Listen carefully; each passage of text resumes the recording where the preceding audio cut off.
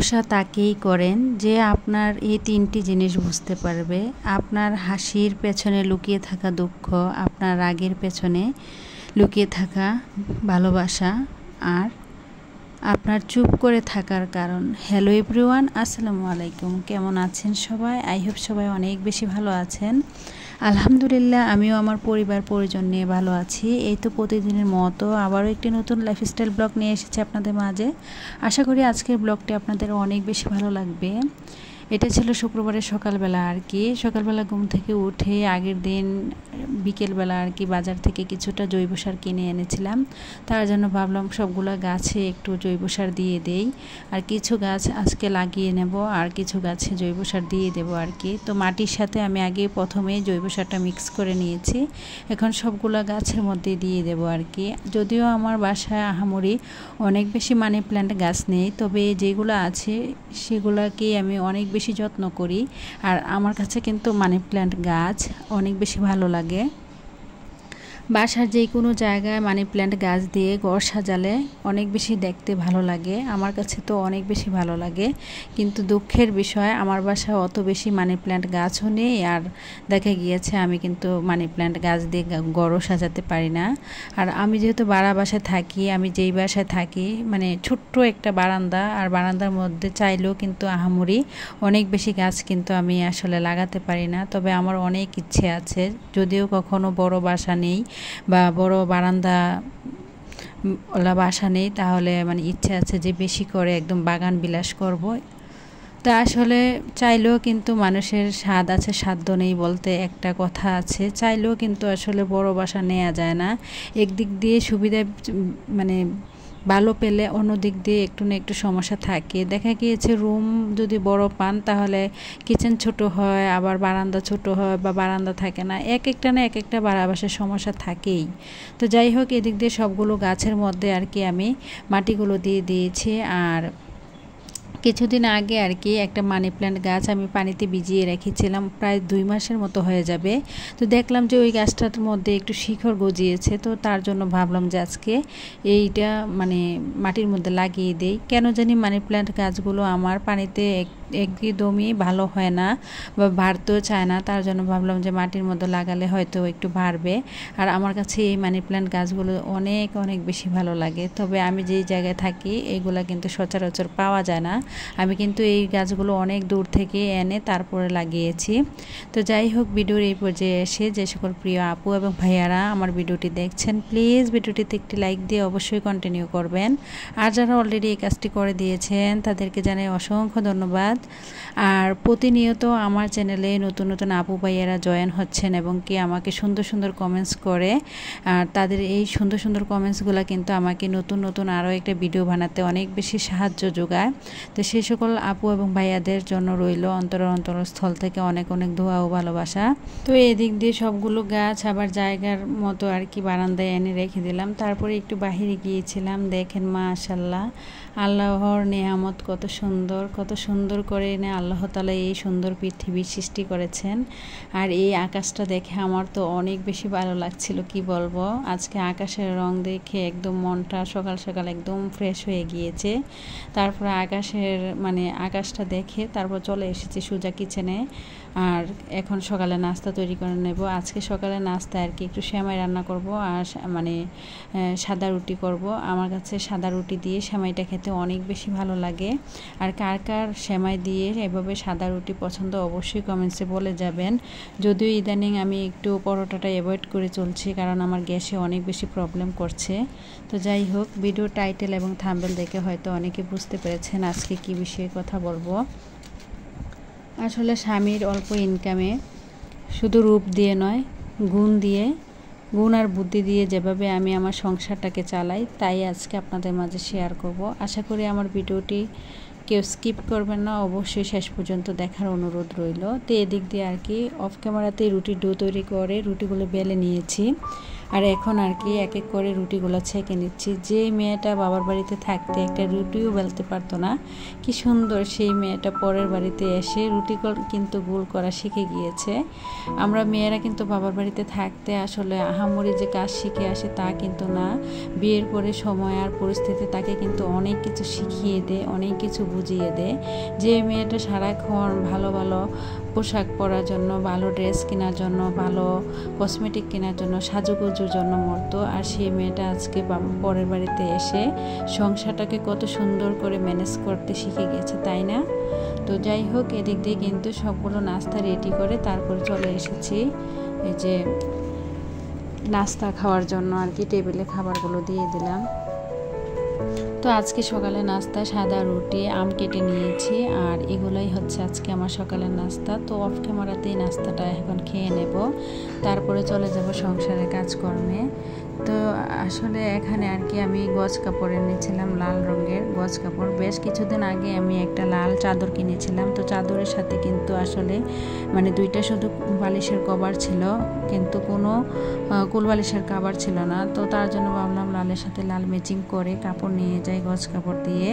তা আসলে বুদ্ধি থাকলে যা হয় আর কি। একটা গজ কাপড় যদি মানে আমরা যদি ওই চাদরটার কাপড় কিনতে যাই তাহলে কিন্তু অনেকটা টাকা কিন্তু দাম পড়বে একটা বালিশের কভার বা কুল বালিশের কভার বা কুশন কভার বানাতে। তার জন্য আমি এখানে কিন্তু বুদ্ধি খাটিয়ে এখানে মাত্র খুব কম টাকা দামের কাপড় নিয়ে এসেছি, আর কিছুটা লেস নিয়ে এসেছি। তো এই লেস দিয়ে দেখবেন খুব সুন্দর আমি কিন্তু এখানে কয়েকটা কুশন কভার আর এখানে একটা কুল বালিশের কভার বানিয়ে নেব। এই তো দেখতে পাচ্ছেন ফাইনাল লুক। এই হচ্ছে আমার মানে কুল বালিশের কভার, আর কুশন কভারগুলো সেম লাল আর সাদা লেস দিয়ে বানিয়েছি। তো যাই হোক, এখন একটু আপনাদের মাঝে শেয়ার করছি। আসলে আমরা যারা মধ্যবিত্ত চাইলে যে আহামরি টাকা পয়সা খরচ করে ঘর সাজাতে পারি বা ঘরের সৌন্দর্য বজায় রাখতে পারি তা কিন্তু না। অনেক সময় কিন্তু বুদ্ধি দিয়েও কিন্তু অনেক কিছু করতে হয়। বুদ্ধি থাকলে কিন্তু কখনো ঘর জামাই নাকি যেতে হয় না, মানে মুরব্বীরা বলে। তবে জানি না, এটা কিন্তু একটা প্রবাদ বচন। আমরা যখন ছোটোবেলা যখন গ্রামে বড় হয়েছি তখন দেখতাম আমাদের দাদি নানিরা এই কথাটা বলতো। তো যাই হোক, তারপরে আপনাদেরকে একটু ভালোভাবে আবার একদম কাছ থেকে আমার কুশন কভারগুলো দেখিয়ে দিচ্ছি। সামান্য কিছু পরিমাণ টাকা খরচ করেই কিন্তু আমি এখানে কুশন কভার আর কুল বালিশের কভারটা বানিয়ে নিতে পেরেছি। মাত্র 20 টাকা গজ দামের যেই লেসগুলো হয় এই লেসগুলো নিয়ে এসেছিলাম, আর 70 টাকা দামের যেই গজ কাপড়গুলো হয় সেগুলো দিয়ে আর কি। তো এদিকে আর কি সব কিছু এখন গুছিয়ে নেব। আর এদিক দিয়ে দেখেন আমি যখন ভিডিও করছিলাম আমার ছোট্ট বুড়ি কিন্তু আমার আশেপাশেই আছে।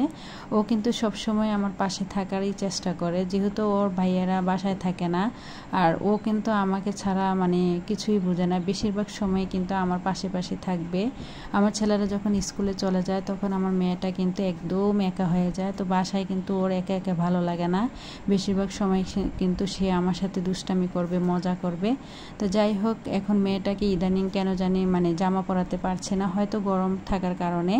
ও কিন্তু খালি গায়ে থাকতে অনেক বেশি কমফোর্ট ফিল করে আর কি। তো যাই হোক, এদিক দিয়ে কথা বলতে বলতে এই যে দেখছেন একটা কাঁথা, এই কাঁথাটাও কিন্তু আমার নিজের হাতে সেলাই করা। আসলে নিজের হাতে যে কোনো জিনিস কিন্তু দেখতে অনেক বেশি ভালো লাগে, খারাপ হোক বা মন্দ হোক। এগুলো কিন্তু আমরা টাকা দিয়ে কিনে আনতে গেলে কিন্তু অনেকটা টাকা আমাদের চলে যেত। তো আসলে মধ্যবিত্ত সংসারের বউরা কিন্তু আমি মনে করি কি টাকা দিয়ে নয়, রূপ দিয়ে নয়, গুণ দিয়ে সে তার সংসারটাকে খুব ভালোভাবে সুন্দরভাবে চালাতে পারে শুধুমাত্র বুদ্ধির জোরে। তো আমিও কিন্তু কোনো ক্ষেত্রে কম নই। আমি কিন্তু বুদ্ধি দিয়ে আমার পরিবারের বা আমার সংসারের অনেক কিছুই কিন্তু নিজের হাতে নিজেই বানিয়ে ফেলি। আর অনেক কিছুই কিন্তু আমার নিজের হাতের তৈরি জিনিস। জানেন, আমার বাসায় অনেক কিছু আছে যেগুলো আমি নিজেই তৈরি করেছি। এই যে দেখতে পাচ্ছেন কাঁথাটা, একটু একদম কাছ থেকে দেখিয়ে দেই। এই কাঁথাগুলো কিন্তু আমি অনেক বছর আগে আর কি আমি নিজের হাতে সেলাই করেছিলাম। কেন জানি কালারটা ভালো আসছিল না। এটা ছিল গোলাপি কালারের আর কি, একটা কাঁথার মধ্যে সবুজ কালারের সুতা দিয়ে করেছিলাম। আমি কিন্তু অনেক কাঁথা সেলাই করে রেখেছি।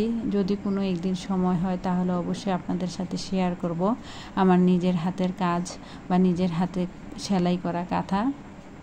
এদিকে দেখেন আমার ছোট্ট বুড়ি কিন্তু আমার কাছ থেকে এগুলো ছিনিয়ে নিয়ে গেল, ও কিন্তু আমাকে দিচ্ছিল না। তো যাই হোক, বাচ্চা মানুষ সবসময় কিন্তু আমাকে অনেক বেশি বিরক্ত ফিল করলো, কিন্তু আমি বিরক্ত মনে করি। আসলে আমরা যারা মধ্যবিত্ত আছি, সংসার চালাতে গেলে কিন্তু অনেক বেশি বুদ্ধি আর অনেক বেশি টেকনিক খাটিয়েই কিন্তু সংসারটাকে চালাতে হয়। আমি মনে করি কি রূপের চেয়েও টাকার চেয়েও কিন্তু বুদ্ধি থাকাটা অনেক বেশি জরুরি। আপনি যদি বুদ্ধি না থাকে তাহলে সংসার জীবনে আপনি কখনো কিন্তু সুখী হতে পারবেন না, বা সংসার লাইফে কখনো কিন্তু আপনি উন্নত করতে পারবেন না। তো যাই হোক, আজকে কিন্তু অনেকগুলো কাজ করেছি, অফ ক্যামেরাতে অন ক্যামেরাতে। তো এই যে দেখছেন ঘরের কিছু ফার্নিচার আজকে আর কি আমি এই রুমের মধ্যেই আর কি এক স্থান থেকে অন্য স্থানে নিয়ে যাচ্ছিলাম, কারণ আমার কাছে কেমন জানি একঘেয়েমি বা একই রকম থাকতে কেন জানি ভালো লাগে না। প্রতি মাসে 2-1 বার ঘরের ফার্নিচার এদিক থেকে সেদিকে করলে আমার কাছে অনেক বেশি ভালো লাগে, বা আমার কাছে দেখতেও কেন জানি অনেক বেশি ভালো লাগে। তো তার জন্য আজকে বুদ্ধি করে কি করেছি, এই যে এখানে যে পড়া টেবিলটা ছিল, এখানে আর কি খাটটা ছিল, তো খাটটা এখান থেকে সরিয়ে অন্য জায়গায় সেট করে দিয়েছি। আর একই সাথে পড়ার টেবিলটা এবং কি ওয়ার্ডরোবটা একই সাথে আর কি সেট করে দিয়েছি। আর দেখতে কিন্তু আজকে অনেক বেশি ভালো লাগছিল। তবে ইচ্ছে আছে নতুন করে সাজিয়ে গুছিয়ে আপনাদের সাথে একটু শেয়ার করার জন্য। আশা করি অবশ্যই সবাই আমার ভিডিওটি দেখবেন। তো যাই হোক, আসলে আমরা যদি বুদ্ধি করে সংসারটা না চালাই তাহলে কিন্তু আমাদের সংসার চালাতে গেলে অনেকটা টাকা পয়সা কিন্তু নষ্ট হয়ে যায় বা খরচ হয়ে যায়। আমরা যদি বুদ্ধি খাটিয়ে সংসারটাকে কিভাবে উন্নত করব, সংসারে কিভাবে 10 টাকা 20 টাকা করে সংসারে আয় উন্নতি করব বা সেভ করব, সঞ্চয় করব, সেগুলো যদি মাথায় রেখে সংসারটাকে চালাই তাহলে অবশ্যই খুব কম টাকার মধ্যেও কিন্তু আমরা আমাদের সংসারটাকে চালাতে পারি। আর কম টাকার মধ্যে সংসারটাকে চালালে দেখবেন আপনার কিন্তু অনেকটা টাকা বেঁচে যায়। তো অনেকটা টাকা বেঁচে গেলে সেই বেঁচে যাওয়া টাকাগুলো কিন্তু আপনার সঞ্চয় হিসেবে রাখতে পারেন বা জমিয়ে রাখতে পারেন আর কি। তো আমি কিন্তু সবসময় আমার মাথায় চিন্তা করে রাখি যে কিভাবে আমি খুব কম টাকার মধ্যে বা কম খরচের মধ্যে আমার বাসাটাকে সাজিয়ে গুছিয়ে রাখতে পারবো, বা কম টাকার মধ্যে আমি আমার সংসারটাকে চালাতে পারবো। সবসময় এরকম বুদ্ধি করেই কিন্তু চলি বলে আজকে সংসার জীবনে আলহামদুলিল্লাহ সুখী আছি। আমার যাই আছে তা নিয়ে আমি কিন্তু সন্তুষ্ট, আলহামদুলিল্লাহ, আল্লাহর কাছে শুকরিয়া জ্ঞাপন করি। কারণ আমার হয়তো নামি দামি কোনো ফার্নিচার নেই, ভালো মানের কোনো কিছুই নেই, তারপরও আমার যা আছে সেগুলো নিয়ে আমি আপনাদের মাঝে যে আমার ভিডিওগুলো শেয়ার করি। আর আপনারা কিন্তু খুব ভালোবেসেই আমার ভিডিওগুলো দেখেন, তার জন্য আবারও কিন্তু সবাইকে জানাই অসংখ্য ধন্যবাদ। তো আসলে একটা নারী বা একটা গৃহিণী শুধু রূপ আর গুণ দিয়ে কিন্তু সে তার সংসারটা চালায় না, বেশিরভাগ সময় কিন্তু সে তার বুদ্ধিটাও কিন্তু খাটায়। আর সংসারটাকে বুদ্ধি খাটিয়ে কিন্তু সংসার থেকে টাকা পয়সা সেভ করে, সে তার মনের ইচ্ছেগুলো পূরণ করে, ছোট ছোট ইচ্ছে, ছোট ছোট আশাগুলো পূরণ করে। আজকে যদি আমি বাজার থেকে এই যে কাপড়গুলো দেখলেন খুব কম দামের মধ্যে কিন্তু গজ কাপড়গুলো নিয়ে এসেছি, কিন্তু যদি আজকে আমি মানে দামি টাইপের চাদরের কাপড় কিনে আনতাম তাহলে কিন্তু আমার অনেকটা টাকা কিন্তু চলে যেত। তো এখানে বুদ্ধি খাটিয়েও কিন্তু অনেকটা টাকা কিন্তু আমি সেভ করতে পেরেছি বা সঞ্চয় করতে পেরেছি। তারপরে এই যে দেখতে পাচ্ছেন এখানে কিন্তু চলে এসেছি দুপুরে রান্না বান্না করার জন্য। আজকে এখানে দুপুরে রান্না করে নেব ডাঁটা দিয়ে, আলু দিয়ে, মাছ দিয়ে। তো এখানেও কিন্তু বুদ্ধি খাটিয়েছি। আসলে বুদ্ধিটাই আমি মনে করি সংসার জীবনের মেইন। মাত্র 30 টাকা ডাঁটা দিয়ে কিন্তু আমার 2টা তরকারি হয়ে গিয়েছে। এক ডাঁটা দিয়ে মাছ দিয়ে রান্না, তারপরে আবার ডাঁটা থেকে যে শাকগুলো হয়েছে এই যে দেখতে পাচ্ছেন শাক। তো যাই বুদ্ধি না খাটালে কিন্তু সংসার জীবনে আসলে সুখী হওয়া যায় না। তো ভিডিওটা এই পর্যন্তই। আমার পরবর্তী ভিডিও দেখার আমন্ত্রণ রইল। খোদা হাফেজ।